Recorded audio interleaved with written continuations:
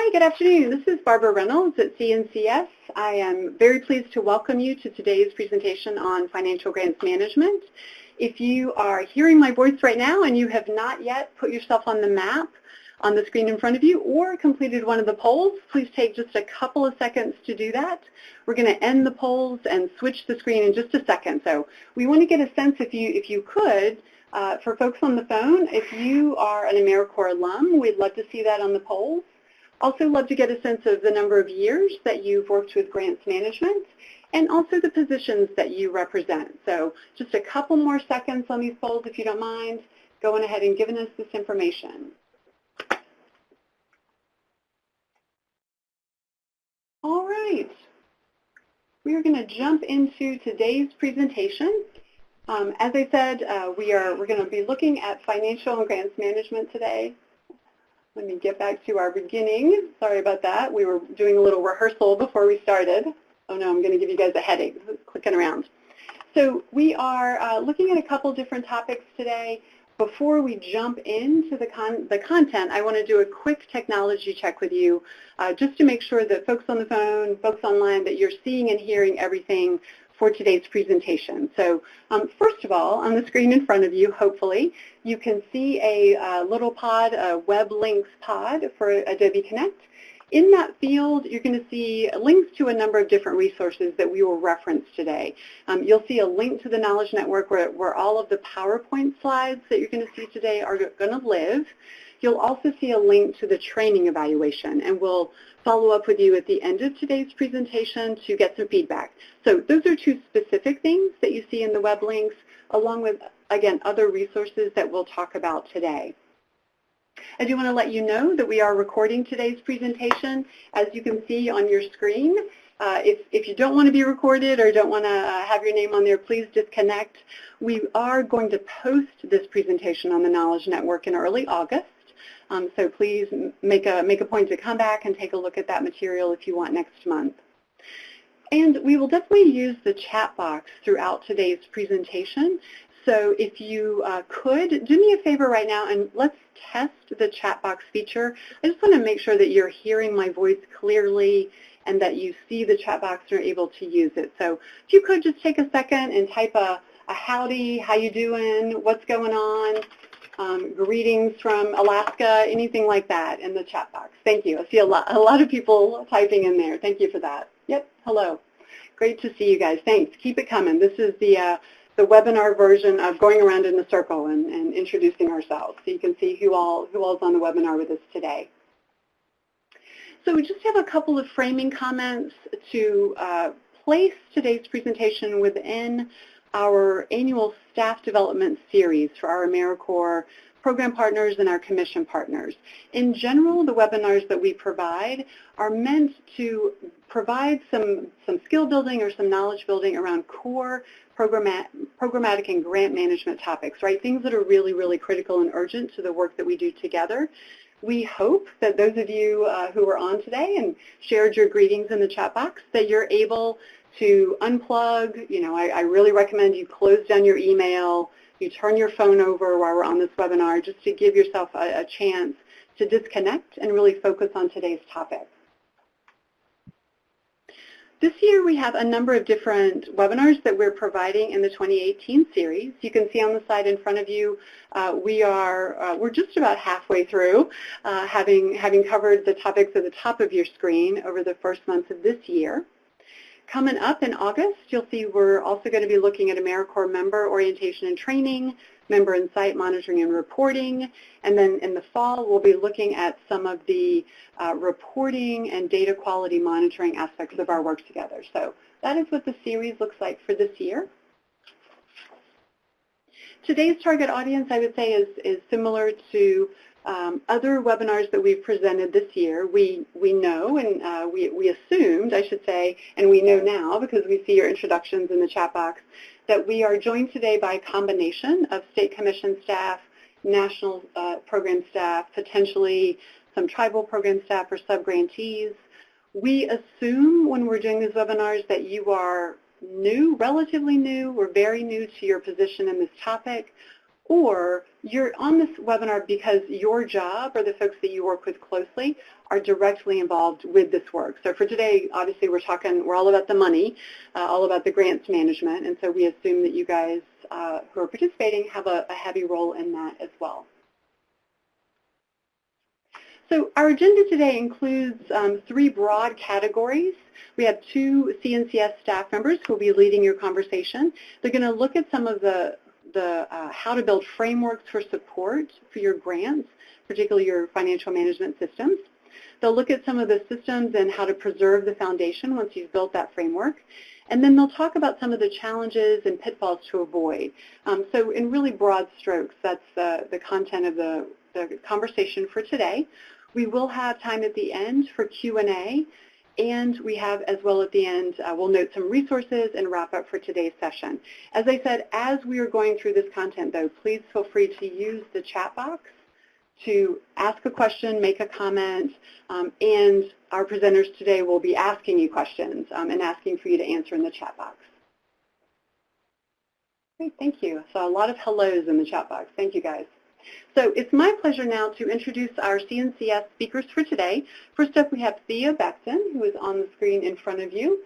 You can see that Thea has been a grants officer since 2015. Prior to that, she worked with the GREAT program and CCC as an assistant program director, and has been involved with service and a lifelong volunteer. Thea and I live in the great city of Baltimore, and we also share a love of puppies, which you can see on the slide in front of you as well. Next up, and joining Thea today, is Tracy Siebold. Tracy's been a grants officer since 2012. She has a long history with AmeriCorps and with CNCS, working extensively in the great state of Maryland as well. You've got a big Maryland crew on the phone with you today.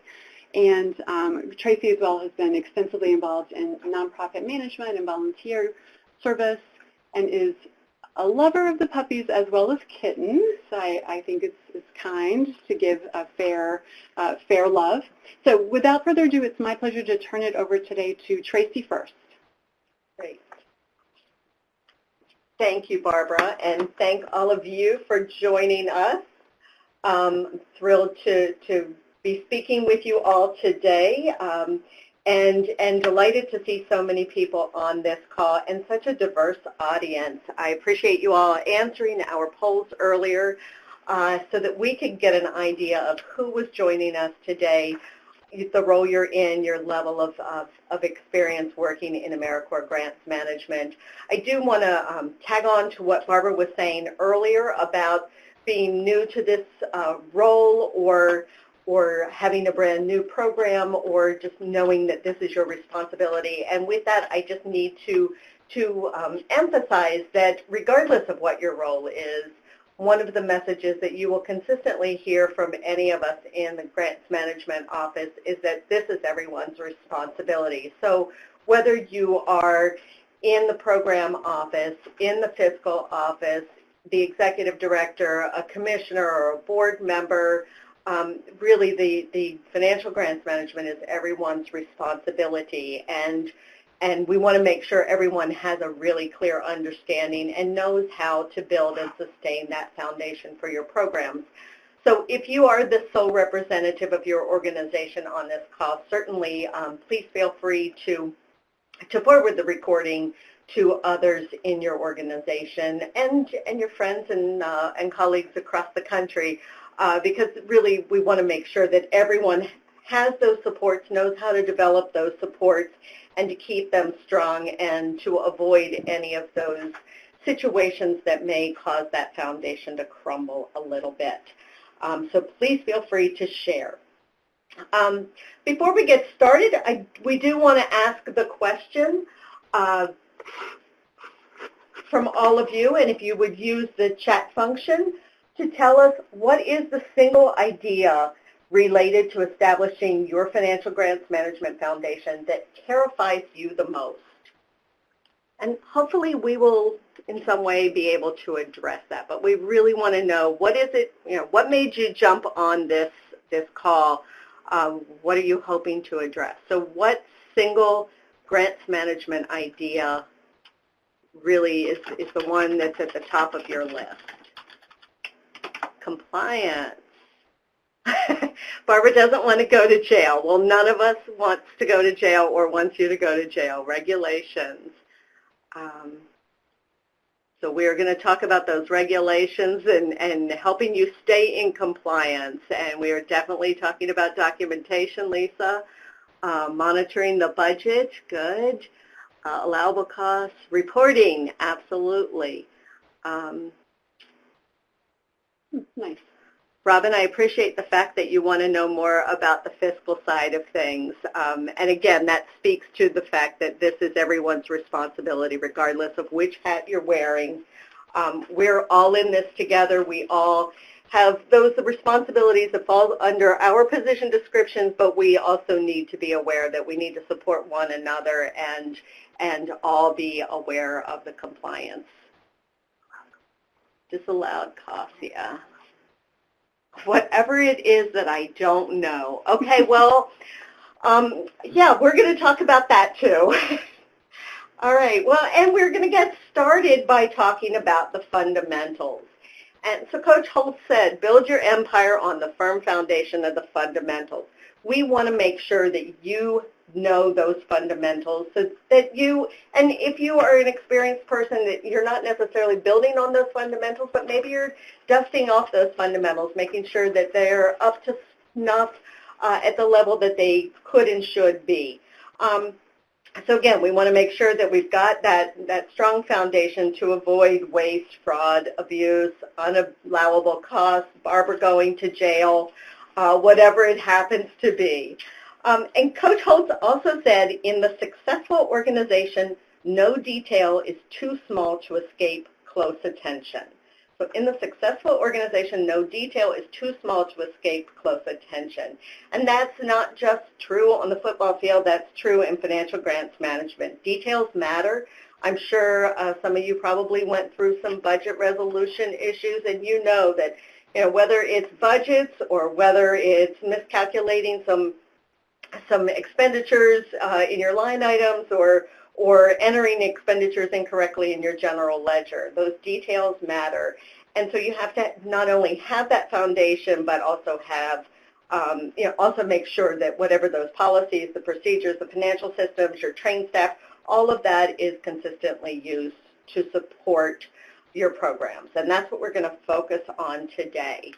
So I think that we pretty much hit or will hit on the concerns that you all have. So hopefully we'll get through all of your concerns, and certainly if you have questions, feel free to put them in that chat box. If we can't get to them during today's call, when we finish, we are going to have a little bit of time probably for some one-on-one. If you've got like one of those odd questions, you can certainly ask it then. We can get back to you, or definitely, as we always tell you, check in with your grants officer and you can get some help there too. That is your go-to. So let's start talking about those frameworks for support. And we really, like I said, want to make sure you understand how to build that framework to support strong systems. We want you to be able to lay that foundation so that you can build your house, and in this case, your AmeriCorps program. So how do you know where to start? What are those fundamentals that Coach Holtz talked about? What are those building blocks? In the chat you all talked about compliance and knowing the regulations, and certainly the regulations are going to come into play with this piece of it. But how do you know where to find those regulations? So the starting point for that is your notice of grant award. The notice, the terms and conditions within it, they all provide that guidance for building your framework, whether it's explicitly or by reference. And those are the most critical items that we want our new programs to understand and get you off to a strong and a compliant start. Within the Notice of Grant Award, you will, and the terms and conditions, you'll find direction for setting up or reviewing your organization's accounting systems, knowing how to conduct compliant criminal history checks, and other fundamentals that will get you off to a good start. So let's take a look at your Notice of Grant Award. And we have 3 questions that we want to ask related to the Notice of Grant Award. First of all, we'd like you all to answer in here. Have you seen your Notice of Grant Award? I like that. Did you personally thoroughly review your Notice of Grant Award? And did you review your Notice of Grant Award with your team?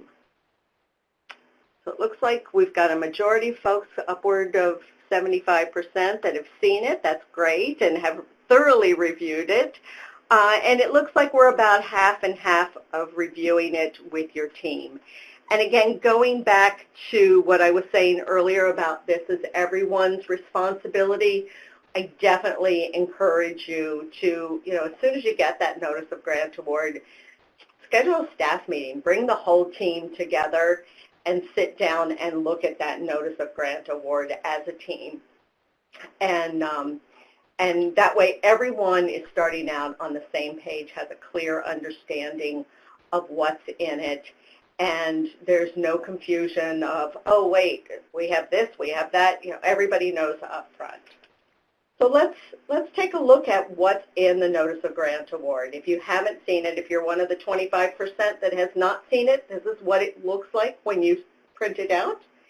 And the details within, you will see you have your approved project and budget periods to make sure that you are conducting activities and allowing costs during the allowable time period.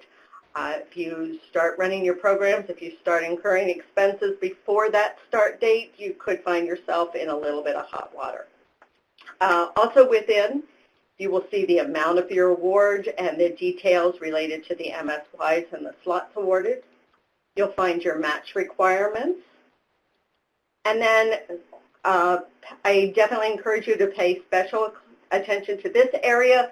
The special conditions, not everybody has a special condition on your award, but you want to look to make sure there are none, and if there are, that you are adhering to those and following whatever guidance is in there. Also on your Notice of Grant Award, and not shown in these screenshots, is the name of your grants officer and your program officer and their contact information, and that's something you definitely want to see. So take a look at that piece of it and know where to contact the folks that can help you. And then also there is a link to the grant terms and conditions. So that's that by reference part that I mentioned. They have both the general and the program-specific terms and conditions, and then also the certifications and assurances. And beyond the Notice of Grant Award, I also recommend that you look at those terms and conditions and the certifications and assurances as a team. So again, so that everyone knows exactly what's included and what their responsibility is. And regardless of your role, you know what everybody else has to do. You can be checks for each other. And if you are the authorized representative on this award, I definitely encourage you to scan this a little bit stronger than maybe other folks in your organization would, because ultimately at the end of the day, we're going to come back to you and say this is your responsibility. It doesn't matter what your role is within the organization. So you definitely want to know everything that is in here. All right, any questions about that? All right, seeing none, then we'll move on to look a little bit at the terms and conditions. And in the back of this slide, you'll see the front page of the terms and conditions. Hopefully that looks familiar to all of you and not a completely new idea. But CNCS issues these grant award terms and conditions at the same time that we issue the Notice of Grant Award. There are those links that I showed you within the Notice of Grant Award. And they are the guiding principles for your grant. They contain the key program and financial management rules. They are binding not only for the CNCS prime grantee, the state commissions, the national directs, the tribes that we fund, but also for the sub-grantees. So if you are funding, if you're a commission and you're funding sub-grants, these terms and conditions are as binding on them as they are you. You want to make sure that your agreements reference these, or I've seen some people with those just attach them directly to, but you can certainly reference. They're posted on CNCS's website, And we have a link for those in the resources that's available to you. The general terms and conditions outline the rules and govern your awards, and it also gives their order of precedence.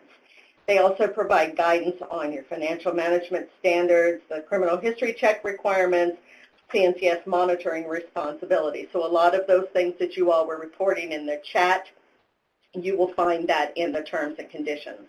And then the program-specific terms and conditions are, they will give you the guidance related to member management, and they'll talk about prohibited activities and timekeeping processes, the member living allowances, and other support costs.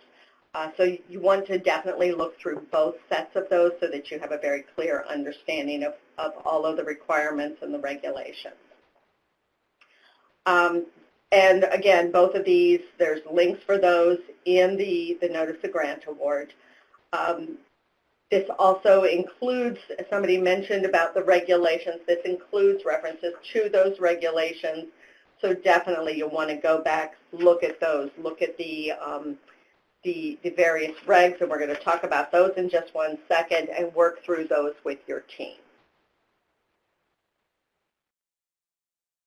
Okay. So let's talk about those regulations, because that's certainly another place where you have your foundation fundamentals. Hopefully this 2 CFR either looks or sounds familiar to you. It is the Code of Federal Regulations Title II, also known as the Uniform Guidance or the Uniform Administrative Requirements, Cost Principles, and Audit Requirements for Federal Awards, which is just way too much of a mouthful. But that is our one-stop guide for federal grants management. That's the guide that will provide consistency and uniformity among federal agencies. The cost principles will help direct as far as what's allowable, what's allocable, reasonable, necessary, and then those audit requirements, we'll talk about that single audit you need annually perhaps, and the administrative requirements. And the administrative requirements is a lot of what we are going to focus on here today. That's really where your foundation will be built. In addition, there's the 45 CFR, Title 45 of the Code of Federal Regulations, that includes the agency-specific guidance that has precedence over your AmeriCorps awards.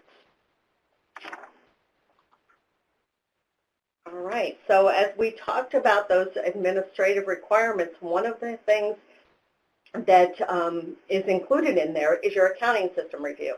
Now, I know from that first poll that many of you are program staff. That doesn't mean you get to walk away at this point. This isn't the time to go check email. This is where, you know, the program staff that want to learn more about the fiscal side of the house, this is your chance to do just that. Even if you're not an accountant, part of the finance office, it doesn't make this any less of your responsibility. It actually makes it more so. You can go back to the finance team and say, hey, look what I learned. We need to make sure that we're doing this. So the administrative requirements that we just talked about, they require that your organizational financial management systems are able to distinguish grant versus non-grant related expenses. That is, you need to be able to segregate your funds and account for each award separately, your CNCS and your grantee share. Make sure that you're able to distinguish those. You need to be able to identify your costs by program year and by budget category, and that includes your direct and your indirect costs. Excuse me. And you know, one thing I think that's important to remember, and folks often get confused about this, is it doesn't mean you have to have a separate bank account for, you know, this is my formula AmeriCorps award CNCS share, so it has to go to Bank A. And this is my competitive AmeriCorps award grantee match, and it has to go in Bank B. And then there's, you know, 17 other banks along the way. It just means you need to be able to identify these costs individually, be able to track them separately, so that when you're then reporting and you're looking at your federal financial report, you know where your CNCS share of your expenses for this award versus that award. Where's the grantee share for each of these? And we want to make sure that you're not commingling those funds and that you're taking precautions to prevent that from occurring. So you just need the proper accounting systems to show what's charged to each of the funds.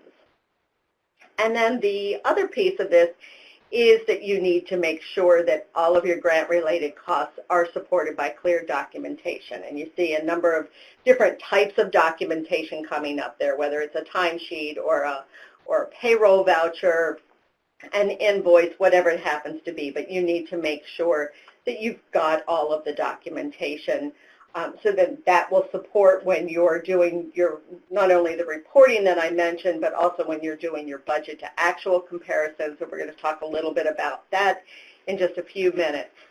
And so definitely want to have that clear documentation trail. And I'm going to pause there, see if we have any questions related to any of this.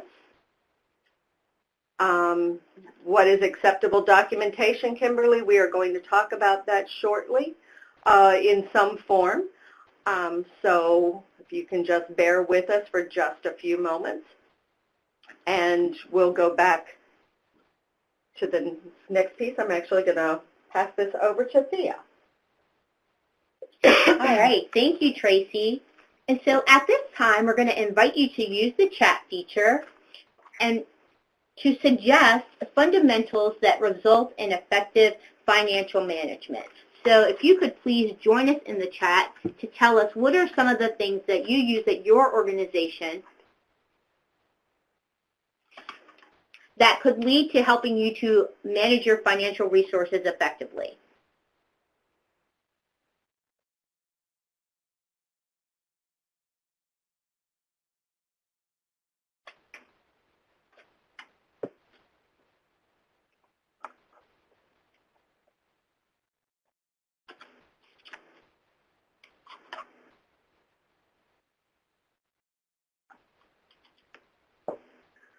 Chart of accounts, easily searchable electronic records, general ledger, effective team communication. Rachel, thank you. General ledgers, internal controls. Yay, Lisa. Written policies and procedures. Woohoo! Where is the chart? A good relationship with the accounting team. That certainly helps. That's great. Fantastic. So written policies and procedures, as indicated in the chat, are a great part of helping us to better manage and to effectively manage federal resources. In addition to policies and procedures, having a qualified and trained financial staff on your federal grant, helping to prepare and to ensure that you have clear separation of duties is also important. Effective communication, as you've shared, self-assessment and continuous improvement. So there's a way that you can use your CNCS and your own monitoring tools to identify weaknesses and opportunities for growth. Active, knowledgeable, and informed board and finance committees help to raise the match with your capacity building and also recruitment and oversight. So many times our board members can be overlooked resources. So you want to remember that your board members do have fiduciary responsibility. As Jacqueline noted, having internal controls. So having sufficient internal controls is really important for your organization's checks and balances. And so many of the things that we are going to cover in this part of the presentation have been brought forward in the chat, and so we thank you for that. And now we're going to look more closely at some of these that we have discussed. So as you can see on your screen at this time, we're looking at policies and procedures. And so our policies and procedures, together with our rules and regulations identified in the terms and conditions, make up what we refer to as our internal controls. Your policies and procedures are there to help you so that you know how to respond to situations when they come up. For example, how do you manage debt collection? If you don't know, you should have a policy and procedure available to guide you. As you discuss your policies and procedures, you want to remember that your policies explain what to do, and your procedures are the how, which are necessary to fulfill that policy. Okay. All staff must be familiar with these documents, know how to follow them, and abide with them. With that in mind, it's essential to provide training to ensure staff have a full understanding. So as you look at your policies and procedures, you want to make sure that they're implemented, that they're documented, that they're current, they're comprehensive, and inclusive. Being able to check the policies and procedures box and go beyond just saying yes when asked, do you have them? It's really important that you also use them. And while accountability starts with executive leadership, it's everyone's responsibility. Policies and procedures help to ensure that accountability, providing the information, is documented and up to date. Many times during monitoring visits, we're really looking to test your policies and procedures because we want to ask the questions and answers. How do you manage your award? What do your policies and procedures say? And do your records support that claim? And now we're going to look at our budget versus actuals. So during our discussion of the accounting system, we noted that organizational financial management systems must be able to compare actual expenses with budgeted amounts. These budget to actual reviews are just one tool for monitoring your organization's finances and, if applicable, providing financial oversight of your programs. The process and tools used during the review can take various forms, and yours will be determined by your organization's policies and procedures.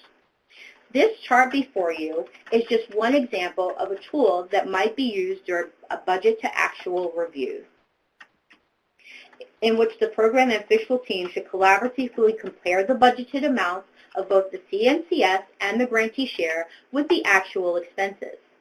As you build your tool, it may show the available balances for each line item and for the total grants. It may also show the percentage of change so you know when a budget modification is required, when the cumulative change in the budget section exceeds 10% of the total grants.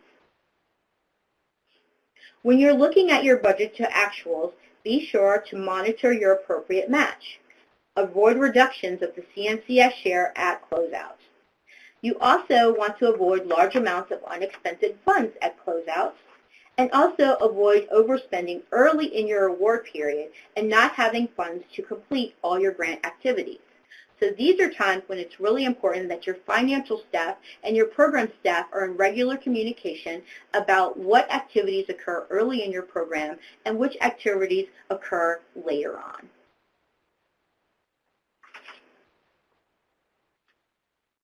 Segregation of duties. As you develop your policies and procedures, understand that they also help to reduce the risk of unlawful activity. Your organization has to ensure through your policies and procedures that you also have adequate separation of duties. This helps to ensure that one person having responsibility for all or the majority of the financial grants management's responsibilities. If you have a very small staff, there are ways to ensure separation of duties. For instance, members of your board or commission may take some responsibilities. Additionally, it's really important to remember that some tasks don't require financial background that can be completed by staff outside the fiscal team. So as you look at the example on your screen, you're able to see a sample of the tasks that might be completed by your financial staff. We've taken the liberty of identifying where there might be opportunities of other staff members to also be supportive in this role. So there may be times when the executive director is able to lend support, or the administrative staff, as well as your board members and or commissioners. Having this visual is a reminder of the team that we work together to achieve success and to ensure compliance. And who needs to communicate with each other about the award? Remember that your authorized rep may receive most CNC official documentation and has a responsibility to share that information with others. all of this communication is important to ensure the responsibility for who has the effective grants management, which lies with all of us.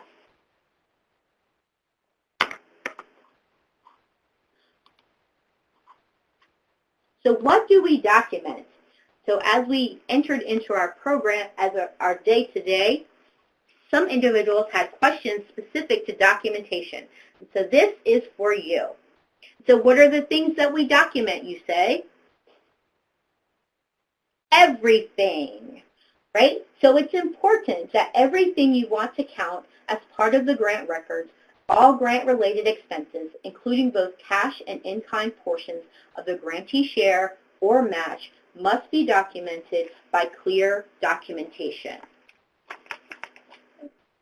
So we want to track incoming information, to review information, to provide historical evidence, to provide evidence of accomplishments, to prepare for an audit.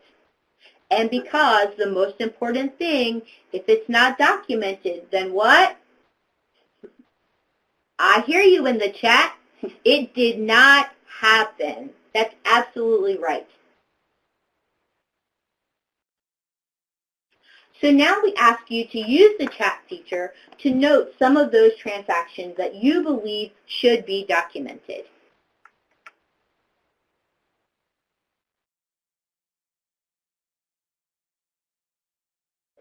Yes, payroll. Supplies, that's an important one. Kimberly, you are so wise. Yes, match is important. Review of PERS and FFRs, actual staff time, equipment, indeed travel. Monthly expenditures.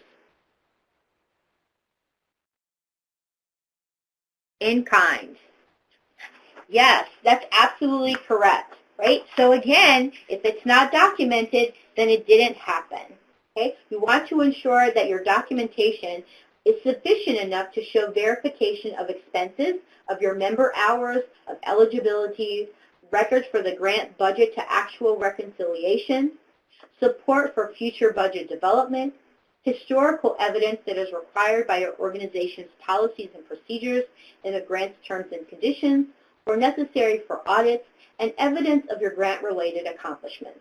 Okay? These are requirements, right? They're not optional.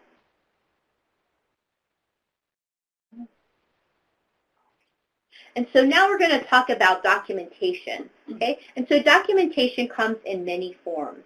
So we may have hard copies, right, which are actual paper in our hands, purchase orders, invoices, timesheets, vouchers of various sorts. There are also internal sources. Okay, and so earlier in the chat, individuals shared that's one of their fundamentals, right? It's the ease of accessing electronic information. And so having those information that's stored on your organization's server, on your CDs or flash drives are examples of soft copy. And then we have internal communication, those things that are within your organization, and then external communication, so that those resources that come from your bank, from vendors, from customers, or even subrecipients. And then there are many benefits from having accurate documentation. So can the documentation support the values of the goods or services, as well as meet the performance of the program objectives? So you want to make sure that they support whatever claim that you are making. And so in your resources,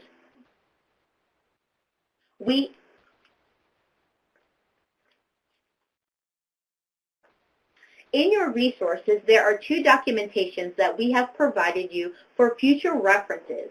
One of the questions that we get commonly are how do we document our match, right? And so we saw that in our conversation, in our chat, and so we want to be able to provide these tools that you can reference at a future time. And so one of those documents is actually from the Arkansas Commission.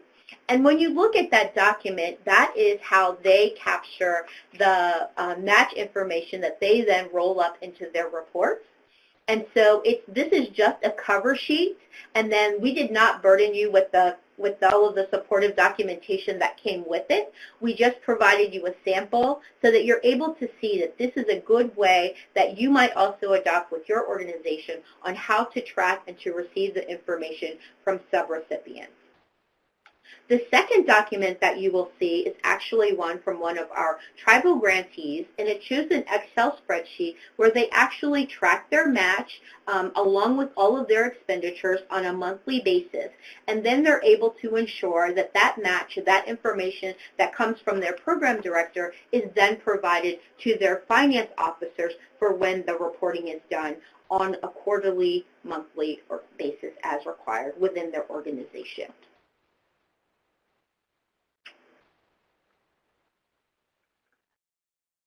So when you look at indirect and administrative costs, there's not necessarily a requirement to document that. It depends upon how you're tracking it in your budget and what you're actually claiming as indirect costs.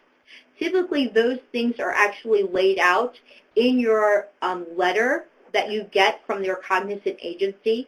So your agency pretty much determines which things are included in that particular rate. So the documentation that is required for your indirect cost rate is really driven by your notice that comes from your cognizant agency. If you have additional questions about your indirect costs, please, I encourage you to stick around at the end, and we're glad to have more discussion with you about that.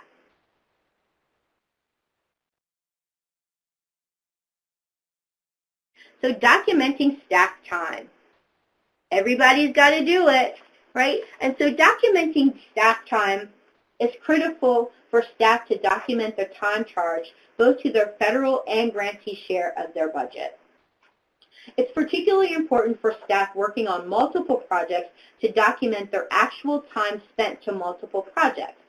As shown above, timesheets are no longer required, but you must be able to track time to a particular function if charged less than 100% to the award. Time and effort reports should align with your policy. Personnel record documentation should include a supervisor-approved timekeeping record, a payroll register, personnel file with salary and wage information, canceled checks, and direct deposit schedules. As we look at our example on the screen, you can see there that they identify the various categories from their grants by numbers. Within your system, you may identify them by the actual grant name, and both are allowable. But what you're able to see is that at various times at this pay period, this individual was working on several different projects, and that's the important thing that you want to be able to capture.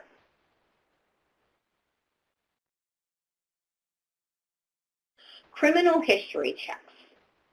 As previously stated, the terms and conditions include directions for conducting compliant National Service criminal history checks.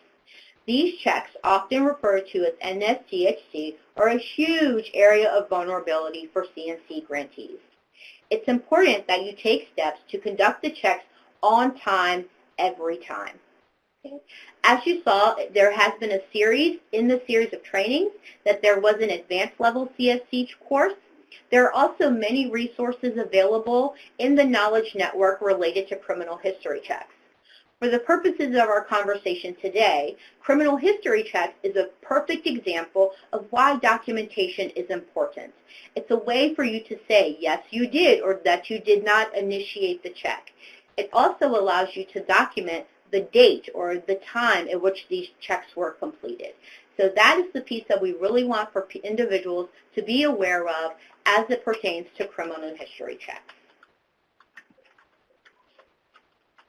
In the resources, you also have a checklist that has also been utilized by one of the grantees that they use to train their staff on how to conduct criminal history checks to ensure that they're completed on time, not just sometimes, but every time.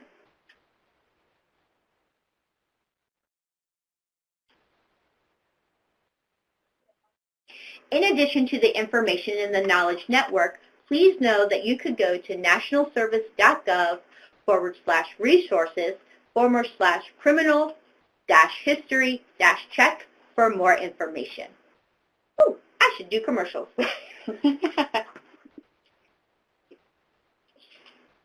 So now we're going to look at a federal financial report, also referred to as an FFR. This form may or may not look familiar to you, but is one of the 2 FFRs required of your grants. You may not do it, but find out who does and confirm that they understand what's required of the financial reporting. This information is prepared with information from your organization's accounting system. You must review and reconcile the document to ensure accuracy. You also have to have proper documentation. It's also critical that these reports be submitted on time. All direct CNCS grantees must submit 2 different financial reports. I want to take a few minutes to highlight the difference between the 2 FFRs. The federal financial report submitted through e-grants, generally on a semi-annual basis, provides information about the program expenditures. It includes information on both the CNCS and recipient share of expenditures. CNCS share that is included is unliquidated obligations, and any program income, the FFR report, and any program income. The FFR submitted to HHS through the payment management system report that program's disbursements on a quarterly basis. Please make sure that you submit your report on time, for delinquent reports may result in CNCS putting your funds on hold or affect your eligibility for future funding. If you have a legitimate reason to request an extension, please direct it to the correct individual. Your CNCS grants officer, not your program officer, may approve extension requests for FFRs. You should contact the Payment Management Center, not your grants officer, for issues related to the PMS report. Regardless of whether you're a direct grantee submitting one of these reports or providing a financial report to your organization's management or board, the same basic principle of financial reporting applies. Prepare your reports for information from your accounting system, review and reconcile, confirm the proper documentation, and again, submit all reports on time. Most importantly, regardless of whether your report costs as part of the CNCS or grantee share, you need to make sure that they all include allowable costs.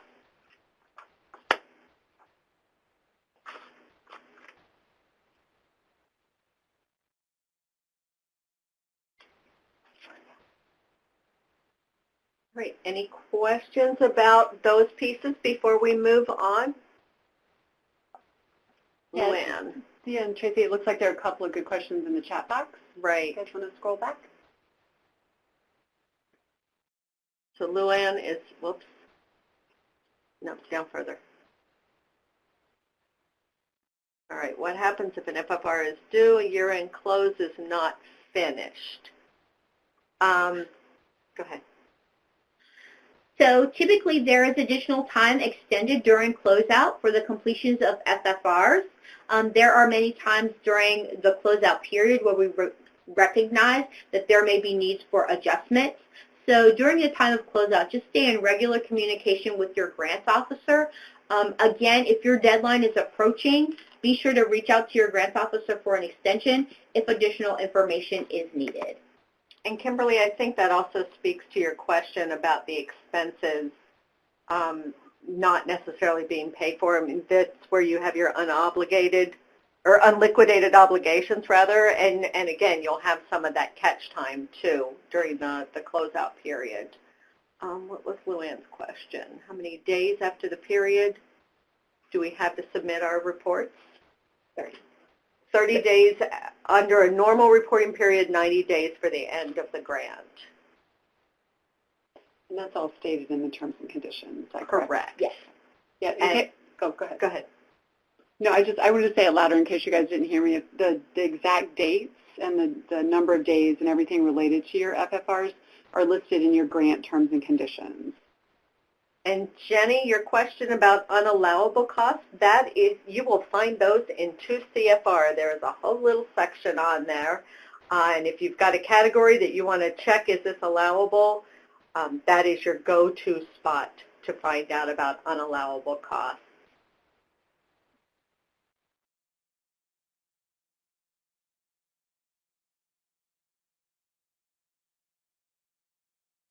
So Kimberly, regarding your fiscal closing of your organization, could I invite you to please stay at the end so that we can answer your questions more specifically, because some of those are very specific to the circumstances of your closing. So we invite you to please stay at the end and we'll address your questions.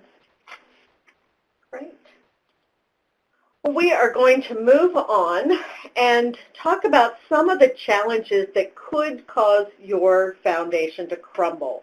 We want to make sure that you're able to recognize those so that you are able to keep that foundation standing upright. We don't want your program to go crashing down this cliff and into the ocean. So let's start with talking about inadequate policies. Thea spent a lot of time talking about policies and procedures and making sure that you're following them. So what if you have them and maybe they're just not up to snuff yet? So let's take a look at what might be in your policy and procedures. And let's say you have this policy for preparing your FFRs, and it says the FFRs will be completed as required by the funder. Not a bad policy, right? It talks about what's going to happen. But what could we put in here to make this a little stronger of a policy? It's good, but we can make it better.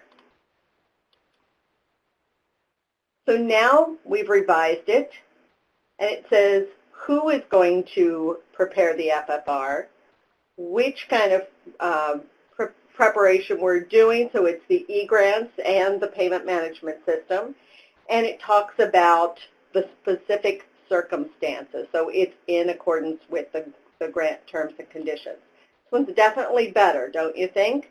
Gives you a little bit more information. But it could be even better than that. So let's take a look at this next version. The grants officer, so we get a specific individual, is going to prepare all of the FFRs, so all of them, on a quarterly, semi-annual basis, and that's going to depend. So now you have a timeline of when these will occur, and in accordance with the grant terms and conditions, which we had before.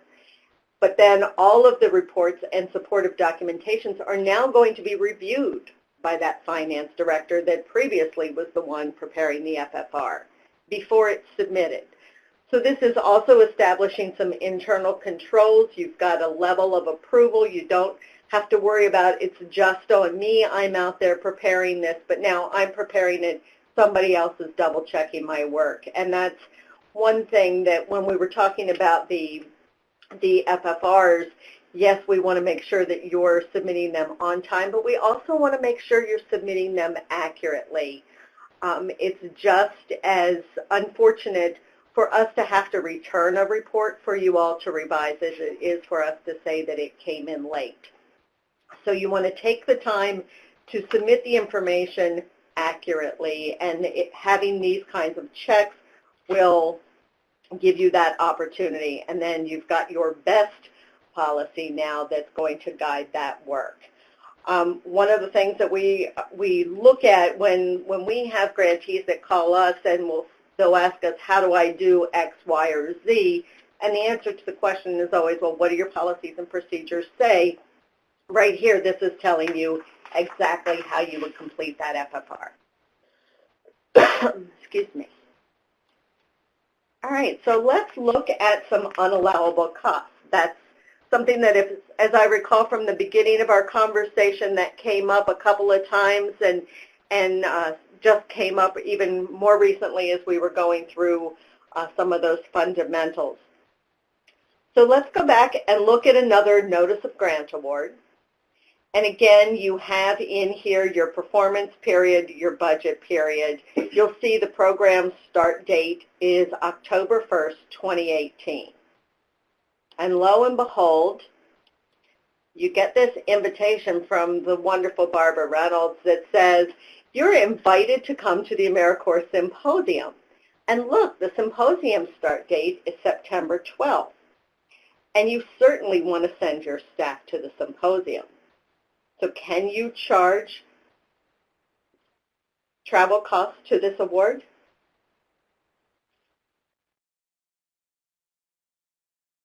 Yes, no, yes, no, yes, no, yes. Hopefully you all saw that poll come up. We want to see your answers. Can you charge these costs? Symposium start is September 12th. Your notice of grant award says your program and budget period start October 1st.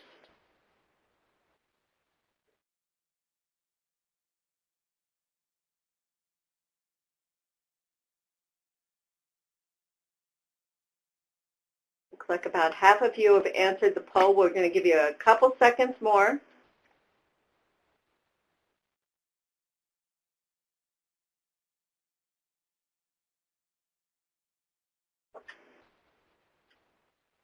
Okay, last call to weigh in on the poll. Keep going back and forth between slightly over half one way and slightly over the other way. And we're back to still being about half. Well, half of you are going to jail. No, not Okay, jail. we're not going to send you to jail, but jail. that question about unallowable costs, you just found an answer to that. You could not use your grant funds to support your staff attendance at the symposium under the information that we have in front of us. If your budget period starts October 1st, that is the first date that you can charge any costs related to this grant to. Now, if you've got other grants operating, you can certainly use those. That's one option. The other option is that you can ask for pre-award approval of costs. And you do that by contacting your grants officer and say, we would like to request approval for pre-award costs beginning on September 11th, perhaps, so that you have a day to travel so that our staff can attend the AmeriCorps Symposium. And then your grants officer would take care of getting the approval for that. So it's a pretty simple process to request that, and it is exactly for these kind of circumstances, for training, for your recruitment, those kind of things. The only thing that you cannot do is charge any member-related costs to it. Okay, I don't see any questions related to that, so we're going to move on and talk just ever so briefly again about criminal history checks. So in this situation, you see a sample member service agreement, and this member's term of service begins July 23rd, 2018.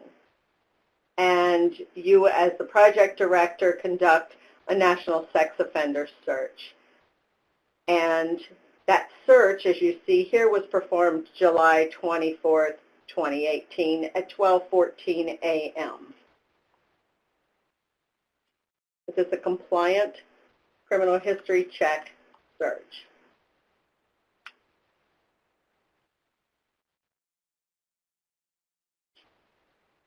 Okay, those are the kind of poll results we like to see. No, this is not compliant. Thank you all for giving the correct answer. Yeah, and again, this is the reason why we want to make sure you all have strong policies and procedures. We don't want your staff to just say, oh, I've got a new member starting, I have to do this criminal history check thing. Oh yeah, I have to do this sex offender check, whatever that is. Okay, I'm going to do that. We want to make sure you understand the timing and the process for conducting the check and documenting the check. And that's where those policies and procedures and the related documentation becomes so very critical because that can be the difference between any of those costs related to that member and their service hours being allowable or not. Okay.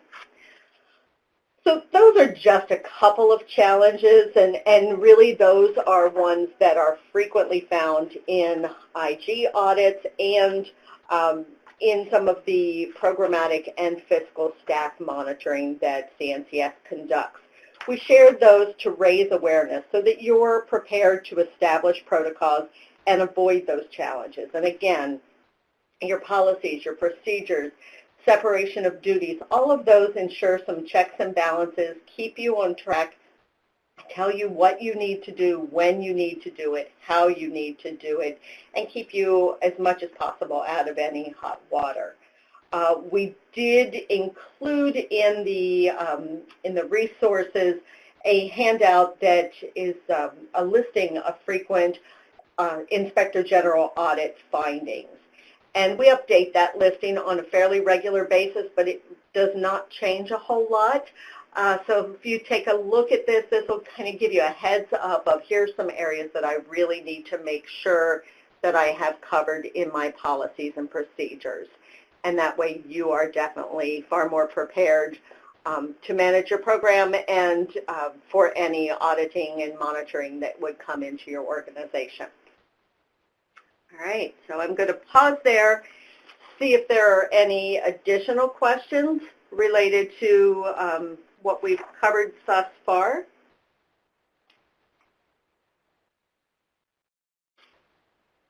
Okay, I don't see anything coming in. As Thea referenced earlier, though, we're going to stay online a little bit after we finish here today, just to answer any specific questions that you all might have that might not be appropriate for the whole group. So we'll have a little bit of after class hours once we wrap up here.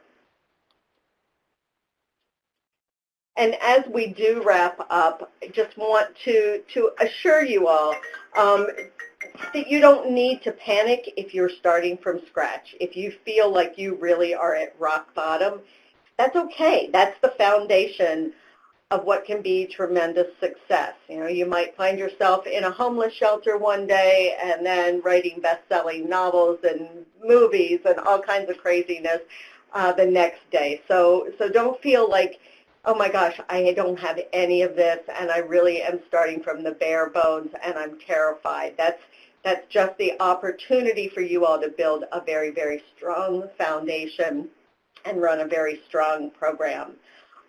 Within the resources, there's also a link for a variety of online financial management courses and other resources, and they will definitely assist you as you begin or continue your AmeriCorps journey. So I encourage you to check out some of those resources.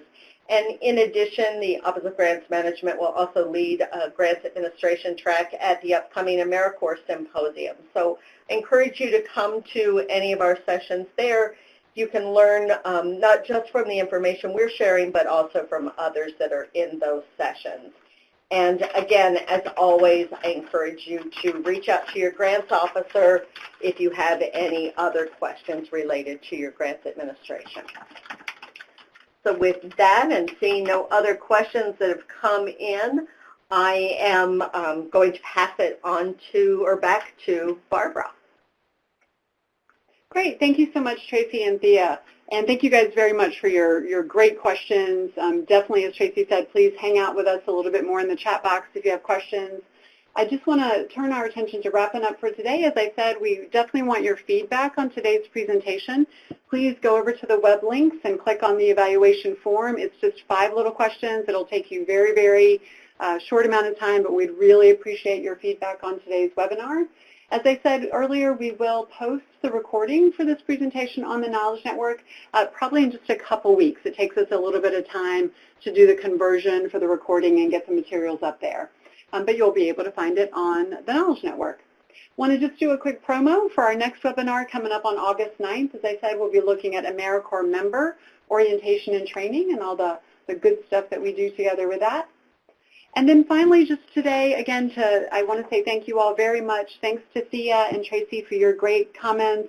Hopefully some of the things you saw today, the information you heard, the questions and answers, as well as the many resources that you have in the web links hopefully all of that will really help you as you're moving on down the money trail. So thank you guys so much. We're going to stop the audio portion of today's presentation now, but we will be online for just a few more minutes this afternoon if you want to hang out and chat in the chat box.